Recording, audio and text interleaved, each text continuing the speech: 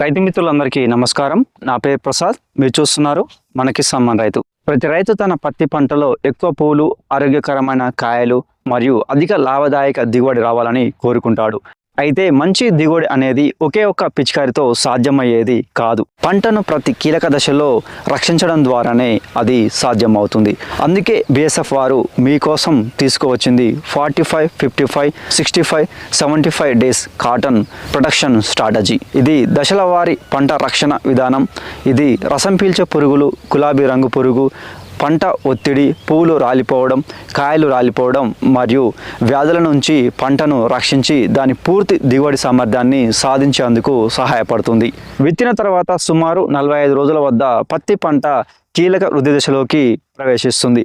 ఈ సమయంలో పచ్చదోమ, పేనుబంక మరియు తెల్లదోమ వంటి ఇతర రసం పీల్చే పురుగులు తీవ్రంగా దాడి చేసి మొక్క యొక్క బలాన్ని తగ్గించి వేస్తాయి. ఈ పురుగుల నియంత్రణ కోసం బిఎస్ఎఫ్ ఎఫికాన్ సిఫారసు చేస్తుంది. ఎఫికాన్ పురుగుల ఆహారాన్ని కొద్ది గంటల్లోనే ఆపివేస్తుంది. దీర్ఘకాలిక సిస్టమేటిక్ రక్షణను అందిస్తుంది. ఈ దశలో మరొక పెద్ద సవాల్ కూడా ఉంటుంది.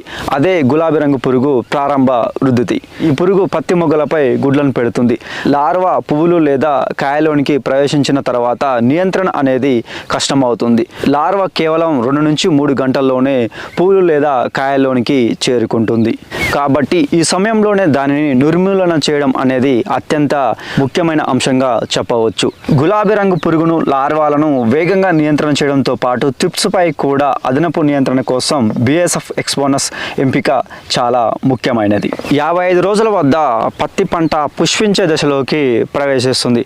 అధిక వర్షాలు, పొడి వాతావరణం, మారుతున్న వాతావరణ పరిస్థితులు మరియు పంటపై ఒత్తిడి కారణంగా పువ్వులు ఎక్కువగా రాలిపోతాయి. ఈ రోజు రాలిపోయిన ప్రతి పువ్వు రేపటి కాయల సంఖ్యను తగ్గిస్తుంది. పంట ఒత్తిడిని తట్టుకోవడానికి బిఎస్ఎఫ్ ప్రియాక్సర్ ను సిఫారసు చేస్తుంది. ప్రియాక్సర్ పంటను ఆరోగ్యంగా ఉంచి ఒత్తిడి పరిస్థితుల్లో కూడా పువ్వులు నిలుపుకోవడానికి సహాయపడుతుంది. ఇదే సమయంలో గులాబీ రంగు పురుగు ఉధృతి పెరుగుతుంది.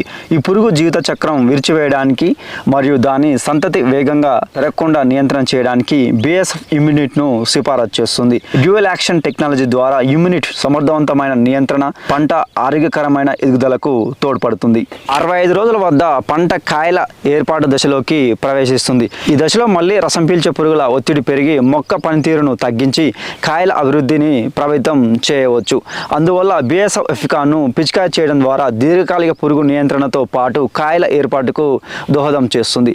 ఈ దశలో పూలను కాయలుగా మారడంతో పాటు పంట ఆరోగ్యంగా ఉంచడానికి బిఎస్ఎఫ్ మెరిటర్ కీలక పాత్రను పోషిస్తుంది అని చెప్పవచ్చును. పత్తి పంట సుమారు 75 రోజుల వద్ద కాయల అభివృద్ధి దశలోకి ప్రవేశిస్తుంది. ఈ దశలో కాయలు రాలిపోవడం మరియు లీఫ్ స్పాట్ వంటి వ్యాధులు ప్రధాన సమస్యలుగా మారవచ్చు. ఈ సవాళ్లను ఎదుర్కొనేందుకు బిఎస్ఎఫ్ ప్రియాక్సర్ కీలక పాత్రను పోషిస్తుంది. ఒత్తిడిని తట్టుకునే శక్తిని అందించి కాయలు రాలిపోకుండా తగ్గించి వ్యాధి నిర్వహణలో సహాయపడుతుందని చెప్పవచ్చు. అదే సమయంలో లిపిడాపెటరాన్ పురుగులు, త్రిప్స్ మరియు కొన్నిసార్లు మైట్స్ దాడులు కూడా ఉండవచ్చు. వాటి నియంత్రణకు బిఎస్ఎఫ్ పైరెట్ మంచి ఎంపికగా నిలిచి ఈ కీలక దశలో పంటను రక్షణ చేస్తుందని చెప్పవచ్చును. తదుపరి దశలో బిఎస్ఎఫ్ సెఫినాఫ్లస్ ప్రియాక్సర్ అద్భుతమైన ఫినిషింగ్ ప్రోగ్రామ్గా పనిచేసి దీర్ఘకాలిక రక్షణతో పాటు అధిక దిగుబడి సాధించడానికి సహాయపడుతుందని చెప్పవచ్చు అన్నమాట. రైతు మిత్రులారా, విజయవంతమైన పత్తి పంట ఒక్క రోజులో తయారవదు.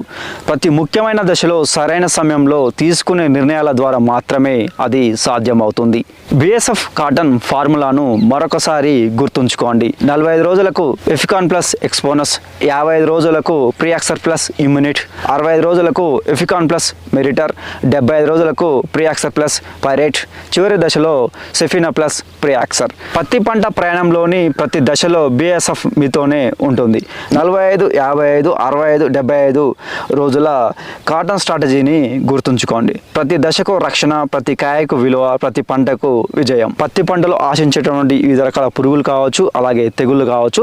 వీటి నియంత్రణ కోసం మనకు బిఎస్ఎఫ్ వారి మందులను కనుక మనం పిచికారి చేసుకున్నట్లయితే సరైన సమయంలో గుర్తించి సరైన విధంగా మందులు స్ప్రే చేసినట్లయితే పత్తి పంటలో అధిక దిగుబడి సాధించడానికి అయితే అవకాశం ఉంటుందన్నమాట. సో ఇది ఫ్రెండ్స్ ఈ టాపిక్. మనమైతే మరొక టాపిక్ తోడైతే మనం మళ్ళీ కలుసుకునే ప్రయత్నం చేద్దాం. అంతవరకు సెలవు, నమస్కారం.